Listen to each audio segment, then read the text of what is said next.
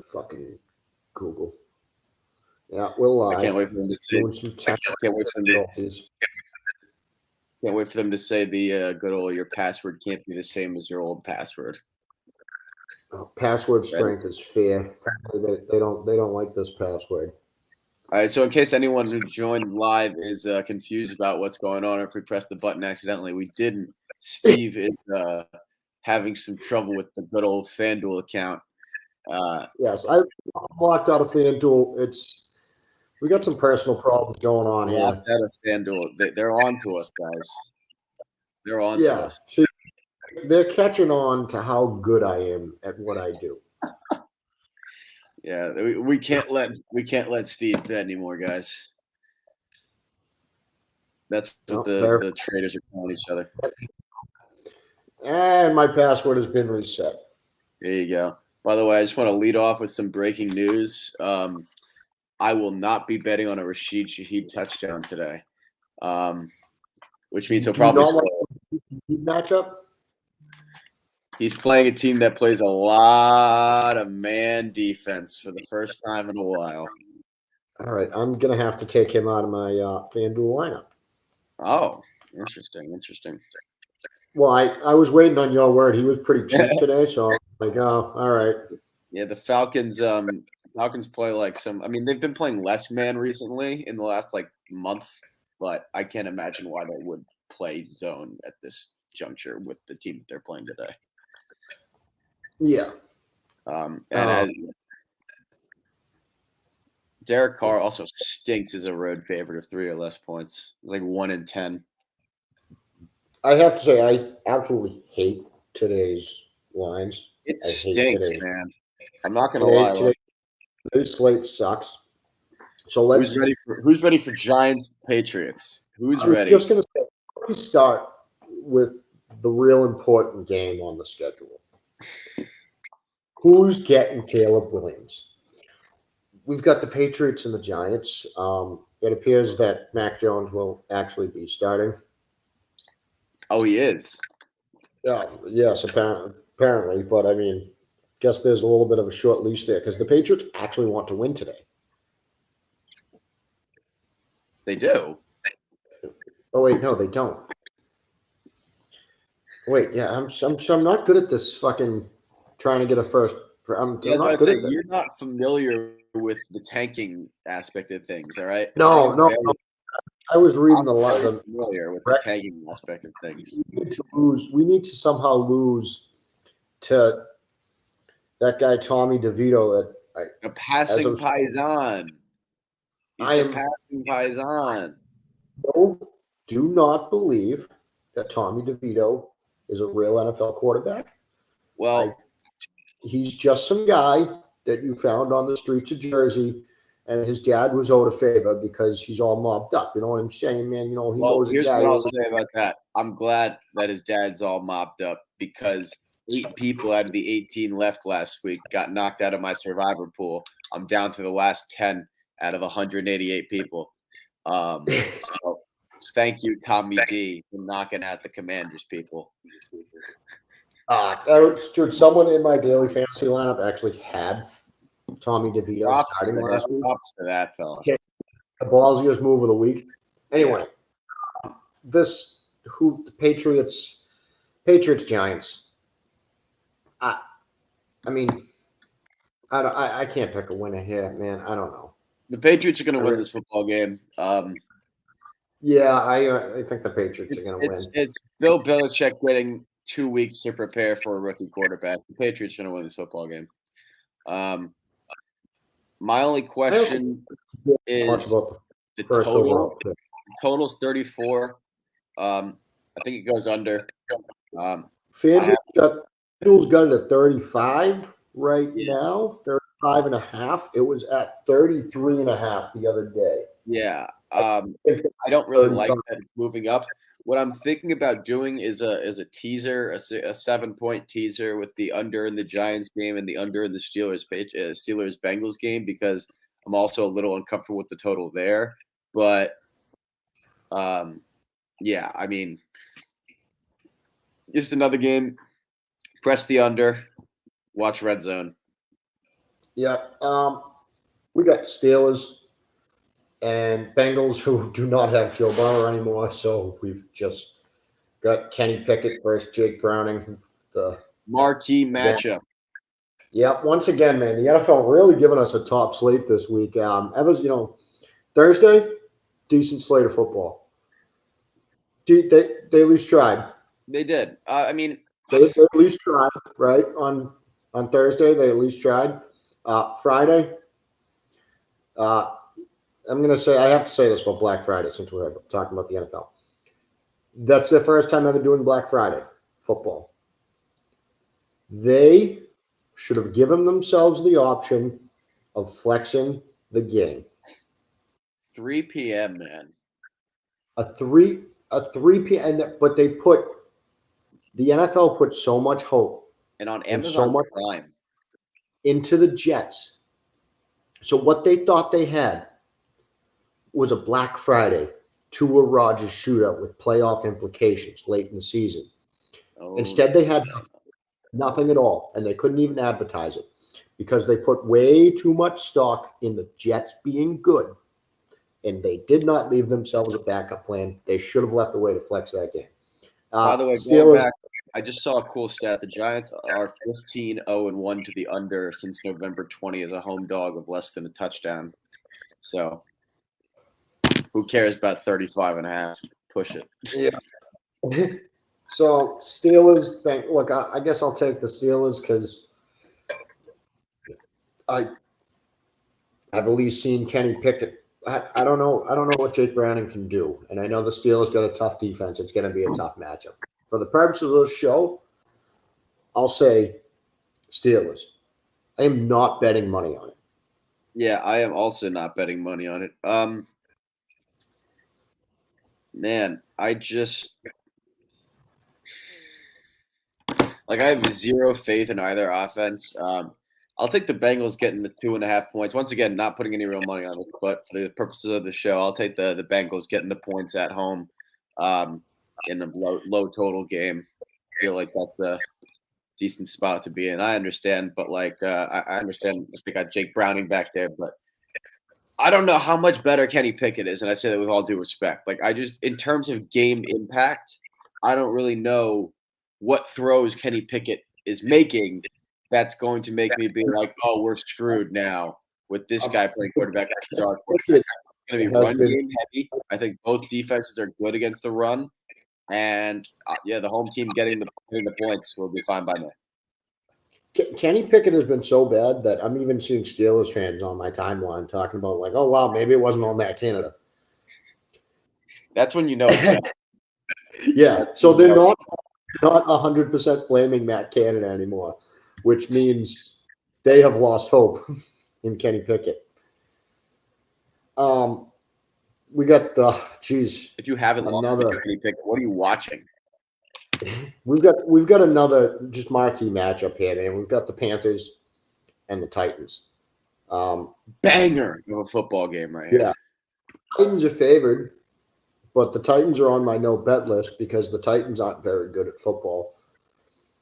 So I guess for the purposes of this show, I will pick the Titans.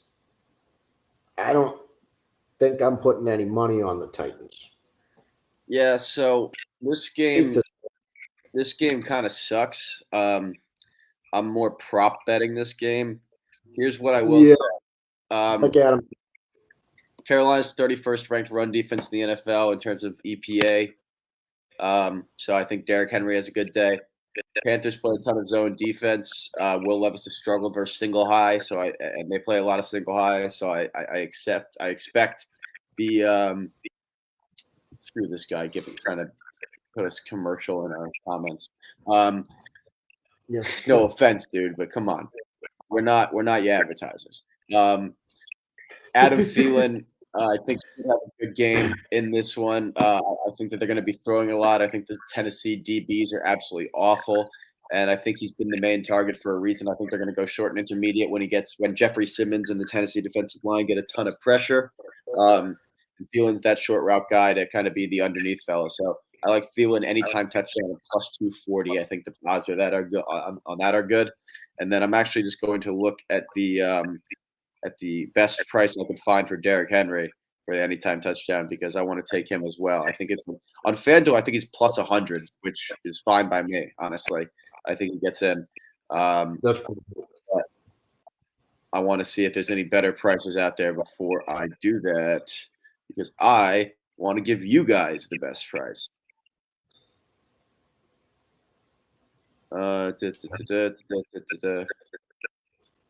Bet type, touchdown, anytime. Yeah, plus 110. You can get plus 110 on Derrick Henry anytime touchdown at DraftKings. I'd play that for a half unit. I'd play Adam Thielen touchdown for a half unit. I wouldn't recommend parlaying them together just because it's such a low total game that the odds that you're getting 2 out of the probably 3 or 4 total touchdown scores right is low. But with that being said, I really think that they lean on Derrick Henry in this game. The Titans do, and I really think that the Panthers in a passing game script will go to Adam Thielen a lot.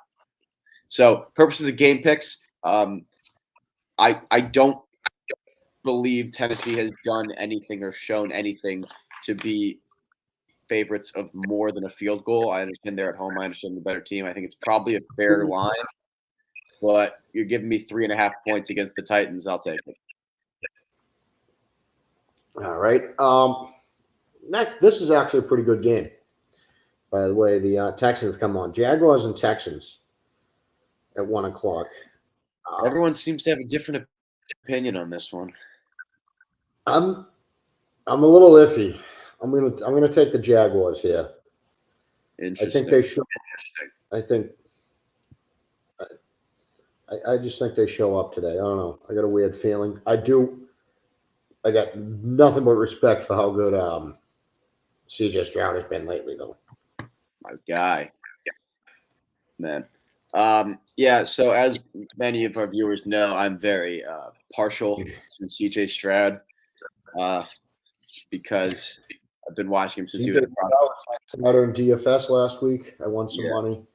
I've been watching him since high school as a prospect, so really big fan of him. With that being said, the numbers I'm about to give you are all objective facts. Jaguars play a ton of zone. They play a lot of single high zone. CJ Stroud excels versus single high zone. He has a 112 pass rating versus zone regularly and a 72% completion percentage versus zone. Houston 4-1 at home with wins over decent teams. Jaguars have a lot of trouble scoring in the red zone. Houston 12 from red zone defense. I do think Jacksonville has the defensive capabilities to slow down the Houston offense, so I am concerned. Jacksonville 7th in rush play percentage, however, and 28th in yards per rush. Houston 3rd in yards per rush defensively. I think the Jaguars' insistence on running the ball is going to be part of their downfall. I think that they should be throwing the ball a lot more against the secondary, and if they keep trying to run up into the line with Travis Etienne, I think they're going to waste possessions. Houston 3rd in yards per pass and 2nd in pass yards per game. Jaguars 22nd in yards per pass allowed, 29th in pass yards per game allowed, as well as 29th in sack percentage. CJ Stroud has a 110 passer rating and a clean pocket. I also like Nico Collins' matchup. He's matched up against Monteric Brown because Tyson Campbell's out. Monteric Brown allows 12.3 yards per reception and a 105 passer rating. He also allowed Nico Collins averages 5.6 receptions per game at home this season with 4 touchdowns in 5 games. So I like the Texans plus 110 for a unit, only 1 unit because I am concerned about the Jacksonville's defense ability to step up. Also, Houston embarrassed Jacksonville in week 2 or 3. The revenge factor is there for Jacksonville, and it's hard to beat a team twice in a year. So only 1 unit, but I also like Nico Collins over 4.5 receptions for 0.5 units, and Nico Collins anytime touchdown score at plus 190 for a half unit. I like that. I saw the Nico Collins line earlier. He's ESPN Bet's got some good numbers for him on the receiving. Oh, actually, that gives me a great jumping point for this. So for any followers who are thinking about using ESPN Bet, there's something I need to make you aware of first. For those who don't know about what rollovers are, when you get a bonus offer from a sports book, they often won't let you just make one. You get $200 in bonus bets. They often won't let you just make a $200 bet and then bring that $200 out. You have to multiply. You have to hit a multiplier of some sort on that bonus cash before you bring it in. Now, most books are about 2 to 3 times the multiplier. So let's say you get a $200 bonus bet, you need to turn it into 600 or something of the sort, or bet it 3 times over, or bet 600 with it before you can remove it. ESPN Bet, most of their rollovers are 5x, which means you'd have to bet $1,000 before you can withdraw. Some of them are 20x. So be very, very careful with deposits into ESPN Bet, thinking, oh, I'll just be able to bet a couple of times and then pull out the bonus money. You will not. Just want to make that as a public disclaimer for people who may not be aware, because I've seen a lot of people talking about ESPN Bet recently, and the rollovers are something that are kind of hidden in the fine print. Do not want anyone to get, caught thinking that they'll be able to pull money out of there next week when they probably won't be able to. Makes sense. Next, if you will. We got the Saints, the Falcons, which reminds me I gotta pull up my FanDuel lineup and pull Rashid Shahido, because if Sam doesn't like him today, there's no way I'm playing him. I can only play Rashid Shaheed when Sam tells me to. Anyway, I don't like this game. I got a weird feeling about the Falcons, actually. I don't know why. You can tell me if I'm crazy or not, but I guess for the purpose of the show, I'll say Falcons. All right, I think we're teamed up for the first time today. I like the Falcons in this game. Here's what I'll say, and I've said this on this show before. I don't know if you were on when I said this, but the NFC South is kind of my wheelhouse when it comes to betting this year. Just where it comes to man versus zone percentages, the Falcons, and it just works out there. The Falcons and Saints play a ton of man defense. The Baker Mayfield stinks against man. He excels against zone. Bucks play a bunch of zone. So there's a lot of easy kind of qualifiers for me to see how a guy's going to perform in that given game in the NFC South. Also, not to toot my own horn, but called the Panthers only win. Called their cover as well a couple weeks ago. NFC South is my squad. Atlanta plays a lot of man. When they play zone, they play too high. Derek Carr struggles versus man more than he struggles versus zone. He's worse than too high than he is versus single high. As I mentioned earlier, in his last 12 games, they road favorite of 3 points or less. Derek Carr is 10-1 against the spread. I think it's a great buy low spot in Atlanta. They have no wins in a month. A win here is almost necessary to keep themselves in that wild card hunt. Desmond Ridder is making his first start after being benched. I think they had a bye week last week to get them prepared. The Saints play a lot of man. When they play zone, they play more single high. Ridder's about the same versus both type of coverages, so not really an advantage there. These are two of the top run defenses in the NFL. New Orleans can't stay on the field on third down, and when they do, it's because they're giving it to Kamara. I think Atlanta is going to be able to slow that down with their run defense. Their fourth and third down defense as well, and sixth in red zone defense. Atlanta's 13th in red zone offense. New Orleans 18th in red zone defense. New Orleans is 5th in third down defense, but 19th in red zone defense. Atlanta's 18th in red zone defense. New Orleans is still 23rd in yards per rush allowed, so even though they're good in terms of EPA on the run defense, they're struggling in yards per run. That could be big in a game like this. Also big is penalties. New Orleans 19th in penalties per game. Atlanta 7th in penalties per game. Atlanta's covered 3 of the last 4 games against the Saints. This is a huge rivalry game. These two teams hate each other. I love getting the home team at plus money. I think it's an absolute gift. I'm actually raising it from a half unit to a full unit as we speak. I have 2 plays here. One is a teaser of Atlanta plus 7.5 and under 47.5 for 1.5 units. And then I'm also playing Atlanta money line straight up for 1 unit. I like it. All right. Next game here, we got the Buccaneers and the Colts. Another weird one for me. I really don't know how to lean on this one. Minshew is bound to fall apart one week. The Bucs have been struggling very bad lately. I guess I'll lean Colts here, but I'm all ears. All right. Let me pull up my I notes. don't. I also against the Colts defensive line. They're able to get after him. I do have another teaser in this game. I'm kind of heavy on the teasers this week with a lot of questionable ones.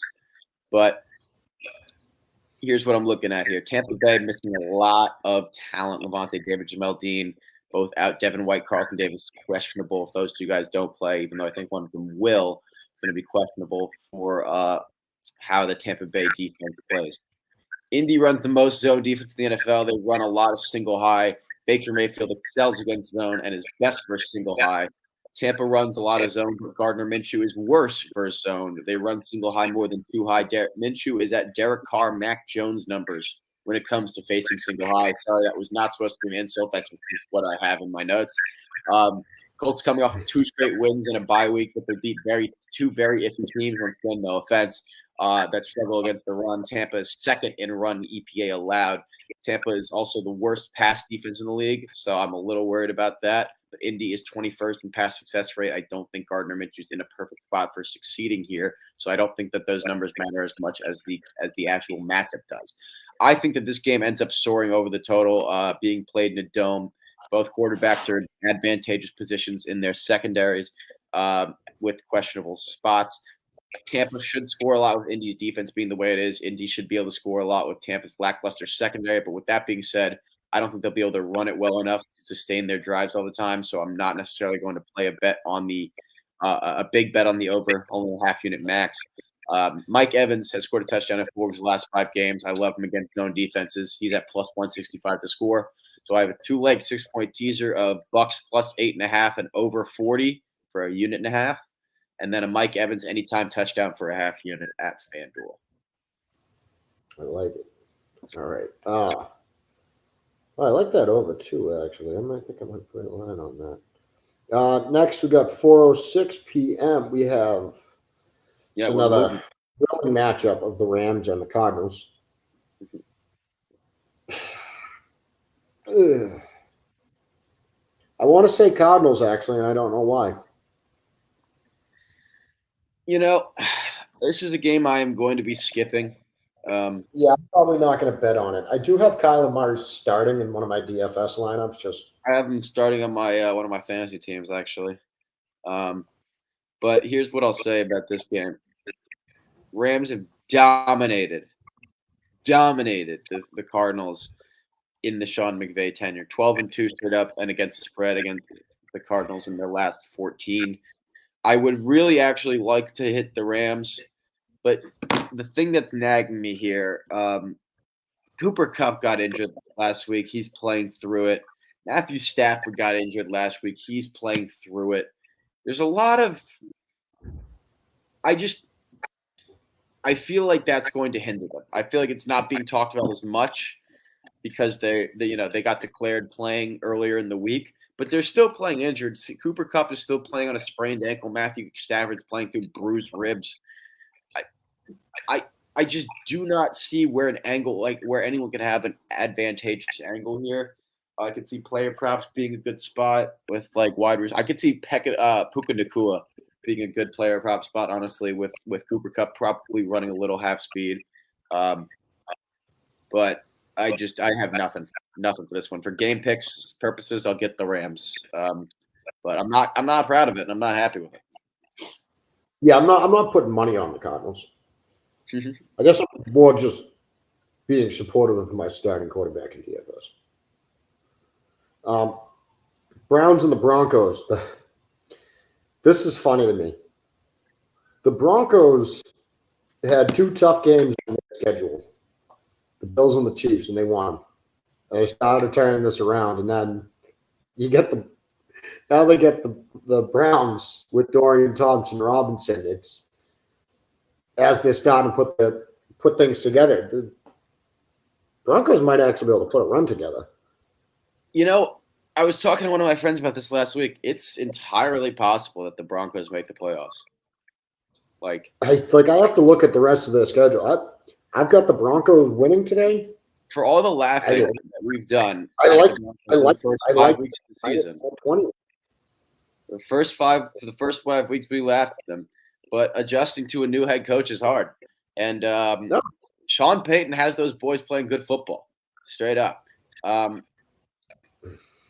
have a couple real deep dives in this. I went real deep into this one.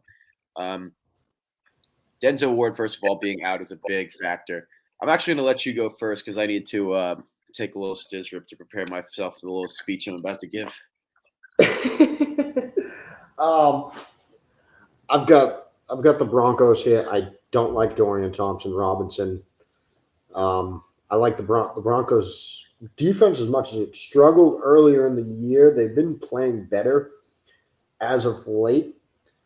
Dorian Thompson-Robinson should be an easy quarterback for them to be good against. The Browns are going to be run heavy, which Denver's defense has struggled against the run is my only concern. That being said, I can't see the way that the Broncos offense has picked up. Devontae Williams running well, Russell Wilson doing what he needs to do. I can't see Dorian Thompson-Robinson outscoring him. So I got the Broncos minus 120 here. Yep. I don't think I'm going to be over 37.5. I don't like. No, I don't like that either. There's one of two ways this game's going to go. It's either going to go the way I think it's going to go, or the Browns are going to run the ball and have 40 minutes of time of possession and win the game. That is the only path to victory for the Cleveland Browns today. They have to run the ball successfully, and they have to do it getting first downs, moving the ball down the field, and keeping the ball out of the hands of the Denver offense. Because I'm going to let you in on a little secret that I think is probably the worst kept secret in the league now at this point, although I've been seeing it happen for a couple of weeks. The Browns defense, which started so phenomenally this season, is average. It's average now. In fact, in some facets, they're below average. Since week 5, they're 24th in rush EPA allowed. They're not that much better against the pass. Now, the pass rush is concerning to me. Denver has trouble protecting Russell Wilson. Russell Wilson has looked vulnerable in the pocket, making the wrong decisions of where to step up, where to step out. He seems to default to the spin back out, which is really annoying. But the Browns play a lot of man coverage. Russell Wilson has a 109.6 passer rating versus man. Combine that with the rush defense problems for the Browns, I really don't see them having a great defensive game unless they sack Russell Wilson 8 times. And as we saw with the Giants-Commanders game, in a game with a low total, you can sack a quarterback 9 times and lose. So even that, I'm not convinced on as being the main factor. Going deep here, real deep, when the Saints played any team that had Jim Schwartz on the sideline as defensive coordinator when Sean Payton was on the Saints were 4-1. So seeing a Jim Schwartz defense is not going to throw Sean Payton off his rhythm like it will a lot of other coaches. He's seen the single high defense. He's seen the high pressure. He knows what to expect. Now, Cleveland should be 1-3 on the road. They're not. They're 2-2. If you remember the Colts game, wild refereeing, crazy variance, a lot of stuff got them an overtime win. Not saying they didn't deserve it, but I'm saying in most circumstances where the things that happen in that game happen, those teams don't come out with the win. It's a great sell high spot on Cleveland, in my opinion. Everything is not well with that team. They've found a way recently, but the run defense is falling apart. The offense is abysmal. The Broncos' offensive line has actually been better in recent weeks. And also, with Cleveland playing a lot of man, they're missing Denzel Ward. They're not going to have the ability to play a lot of man. If they do, I love Courtland Sutton. His over receptions is at 3.5 in this game at plus 104. I think that's a steal for how often he's targeted. I love Courtland Sutton to get a touchdown as well, 250. I think variance has to run out for Cleveland at some point, and on the road with DTR playing at high altitude in the NFL for the first time in his career, I think it's a great spot. Cleveland 28th in third down offense, Denver 14th in third down defense. I think Cleveland's going to try to gash him with the run. Denver has to be prepared and stack the box, which I think they're going to. If you're Denver, Cleveland's game plan is very clear for you. It is stack the box, stop. It is run the ball down their throats, and don't let them get the ball. If you're Denver and your game plan coming into this game is not to stack the box, stop the run, and force Dorian Thompson-Robinson to throw, then not Vic Fangio, whoever the defensive coordinator is, Vance Joseph, should be fired, because that is the most obvious game plan you can come into this game with. So while the run defense is scary to me, they're like 32nd in yards per rush allowed. Everything else is good enough for me to pick the Broncos, except the pass blocking. If the pass blocking was a little better, I'd put 2 units on it. I can't do that with how often I think Myles Garrett's going to be in the backfield and how poor Russell Wilson has been with his pocket presence. Yes, you can curse outside your door. Broncos money line, minus 15, 5 units. I love it. All right. I love when Sam goes on his little tangents. Sometimes I get my little rabbit holes, and once I do, you gotta let me finish. All right. Chiefs Raiders 4:30. Most of what's to talk about here is the spread, -9.5. Nah, I'm not playing a -9. I'm not giving the Chiefs 9.5 points with the way their offense has struggled. The defense has been good, but I am not giving that offense 9.5 points right now. They've been struggling, and they're missing players. Dude, this guy is just posting different like exclamations in the comments. Yeah, I know. This is great. This game, do we really know? We don't really know. But here's what I'll say about this game. I really like 9.5's really high, especially Devontae Adams performs really well in primetime games. With L'Jarius Sneed being as questionable as he's been in the last couple of weeks, I don't even know what Devontae Adams is, what his touchdown prop is, but I'm going to look at it right now. I think that this game goes over the total. I think there's a lot of trends that also support it going over the total. And for it to go over the total, I think Devontae Adams has to score a touchdown. Ooh, 43.5 over. What is it? 43.5 is the over for way too low for me. I think this game hits like 45, 46. And because of that, I'm a big fan of Devontae Adams to score a touchdown. As soon as I find that prop number, plus 210. Yeah, I'm adding that to the sheet. Devontae Adams plus 210 for a touchdown is sacrilegious. That man should never be plus 210. Everything I'm on ESPN right now. And plus 200. Yeah. Yeah, I'm playing that too. That's a ridiculous number. He should never. Dude, outside your door, I also personally like Olive Garden. But yeah, Devontae Adams probably going to have a touchdown in this game, I think, especially if it's going to go over like a lot of the trends kind of point towards it going. I'll take 2-1 odds on that. I personally, I can't believe that that's where the line is, but like, all right, I guess. All right. We got Bills and Eagles at 426. I got the Eagles -2.5 here. I do not like the Bills. I've been saying since the season started, the Bills window is closing. And the Eagles are rolling. I got the over here on FanDuel's got 48.5. That might hit. I'm a little iffy on that one.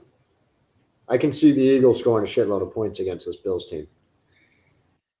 I'm so nervous about this game, man. Like I'm 10 people left in my survivor pool. I have the Eagles this week. And the thing is, I love the Eagles in this game, and like I'm not going to be shy about it, unfortunately. Even though I should go light on it because there's stake in it for me on Survivor. I'm doubling down. Here's some trends for you. You ready for this? And I think you might like these. Since 2002, teams that are coming off of a win. Is that a golf ball in my head that someone just asked? No, this is a New York Knicks logo. And then there's some stuff here. I do like golf though. Teams that are coming off a win versus the Jets and are road dogs facing a team over 500 are 6-27. Straight up. When the line is less than 5 since 2009, they're 1-6. When the team in question is over 500, they're 0-6 with a losing margin of 16.5 points. Going back to 2003, they're 0-8. Teams that are home favorites of 5 or less with a total under 50 and are over 500 facing a team that's coming off a game against the Jets are 11-0 since 2008 and 10-1 against the spread. When the total is not just under 50, but between 50 and 40, these teams are 9-0 straight up and against the spread with an average winning margin of 12 points. When you're facing it, when you are a winning team and the team you are facing is coming off of, apologies to my Jets fan friends, but a cupcake game against the Jets, and now they have to face a big one, they play poorly. So that's something I take into a little bit of consideration. The Bills are also – they've played the 28th ranked strength of schedule, 15th for the Eagles. The Bills' defensive line has holes, and it shows, especially on the run defense, with a ton of injuries in the secondary as well. I used to also see the defense competing with the Eagles' offense, especially the Eagles' offensive line. Bills 29th in yards per rush allowed. Now, the area I worry about with the Eagles is they are 29th or 28th, I believe, in third down defense and 29th in third down red zone defense. So I'm a little bit worried about their ability to get off the field. This is the first road game, however, for a new play caller for the Buffalo Bills. It's a doozy of a first road game to have. You're going on the road in Philly, and it's probably going to rain at some point as well. I think it's over 50% precipitation possibilities for the entire game. This benefits Philly, obviously. Philly's the better rushing offense, but the worst rushing defense. Josh Allen's worse for single high coverage than he is for two high. Eagles play more single high than two high.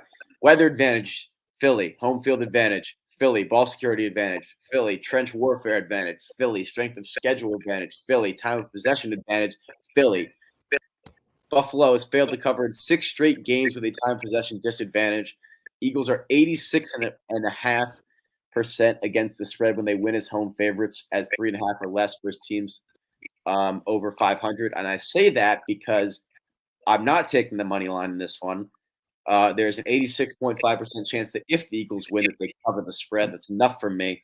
Now, I am annoyed that I got it at 3 last night, and it's 2.5 now. I didn't think it'd go under 3. So a little annoying there, but I have 2.5 units on the Eagles -3. I like it. I do, actually. I think I'm probably going to play the -3. We got the Ravens and the Chargers. There's a night game tonight. This one's easy for me. I got the Ravens. I still think that Brandon Staley is an idiot. And I think he will get I don't really trust you. Yeah. I think he's going to get outcoached in prime time because I think he's an idiot. Oh, and by the way, for those who don't know what I do, I work as a sports audio editor for sports for Sirius XM. So I get a lot of press conferences. One of the funniest press conferences of all time for me. That was fucking hilarious. Absolutely loved it. When I tell you that people in my office were genuinely trying to compete to see who got to cut that press conference, we all wanted it. Everybody wanted that press. I mean, absolutely hilarious stuff. So good. Blaming everybody, too. Oh, yeah. He's like, well, you can stop asking that question. Dude, there's a reason. Stop asking me if I'm going to call the D. By the way, completely fair question to ask a guy who was hired for his defensive capabilities if he's going to keep calling the defense after the defense has majorly struggled after you lose. Yeah, 100% fair. Normal thing to ask. Normal question. All right. So now for another just absolute marquee matchup we got here. We get the Bears and the Vikings Monday night. I will be in bed before this game starts. Is Fields playing? Yeah, Yes. Fields is playing. Fields is active. I'm probably not going to put money on it, but I might lean the Bears if Fields is playing. Because I don't like the Vikings too, as we discussed. The Vikings defense is how stressful it's been for me to bet against Josh Dobbs these last couple weeks. It's very fucking stressful. I really liked Josh Dobbs, and I really like his story, but he's fucking Loved over on the Cardinals. Now he's messing with my cash. Yeah, now everything was fine. Now he's they were harmless, dude. It was fun. It's like, look at those guys trying. Now he's messing with my wallet. That Falcons game a couple weeks ago, still in my head. Yeah, that one's gonna haunt me for a while. That being said, also, is that tonight? Right? Is that tonight in the Chargers game? No, I think we got. Did we skip the Ravens Chargers game? No, we talked about Ravens Chargers. I said I got the Ravens winning because I think Brandon Steele's an idiot. Yeah, I didn't put my full thoughts in on that one, but man, you think Brandon Steele's an idiot? I have a decent amount of money on Ravens futures. This just seems like such a look ahead spot. Not a look ahead spot, sorry, but like such a underestimating spot for the Ravens. I really hope they don't want to underestimate their opponents because the Chargers are playing for their season. 4-6 at home. This is the season for them. If Baltimore comes across the country and is not fully prepared for this game, I could totally, you know what? Like I'll do it. Like I'll take the Chargers 3 points at home, fighting for their season. In normal circumstances, I probably would not like them in this spot, but Justin Herbert's going to be slinging it everywhere he possibly can. They're going to pull out all the stops, every trick play that they can possibly have in the playbook that they have ready to go that might get them positive yards, fake punts, fake everything. Like, they are going to go for it. Whether or not they win, whether or not they cover, they're going to go for it in this game. And I just don't know if Baltimore's going to have that same energy. I can see that. So yeah, I think that's all we got for the week. We actually finished this up early this because all the games were. Yeah, because all the games are on Thursday. Anyway, we should be back next week at the same time. This is the first time. Actually, no, it's gonna have to be a little earlier. I'm working 12 to 8 remote next week, so I'll be home, but we might have to start at 11. Yep. And as long as I'm home, we know how my work schedule goes. This is the first show in it's the first time in like 4 weeks, 5 weeks. I feel like me and you have actually just been able to do the normal show. Yeah, it's been a hot minute, Steve, since we've been able to do an actual show. Yeah, like because even like when I did it a couple of weeks ago, my parents' house with as I've been telling you with the jobs. Listen, man, make your bread. The only way that you can bet your bread on Sunday is if you make your bread first. Yeah, no problem with that. Well, people think I'm crazy. I work 7 days a week. My thing always is that I say to these people is, when these buildings finish, I don't get a job inside there when they're done. You know that, right? Also, who do you think finishes the buildings, guys? Yeah, it's like once that building's open, I don't work there anymore. No. I go collect until I can work somewhere else. You're trying to get it done fast. Yeah. I just take all the money. Because if I don't, someone else will. But yes. Anyways, I've got weed today, everybody. This slate is weird. And I say bet responsibly very heavily this week because I know what degenerates do, and we're all degenerates. I'm not singling anybody out, but if they're tailing someone that's on a hot streak, they tend to put a lot more down. I know that I've been very hot in the last 2 weeks when it comes to football, NFL, college-wise. Variance will come back. Do not lose everything we've won in the last 2 weeks in one day, expecting the same thing every time. Bet what you can afford. Bet smart. Don't overextend yourself, especially on a state like today. Yeah. And, I mean, since we're all just giving advice, don't drink and drive.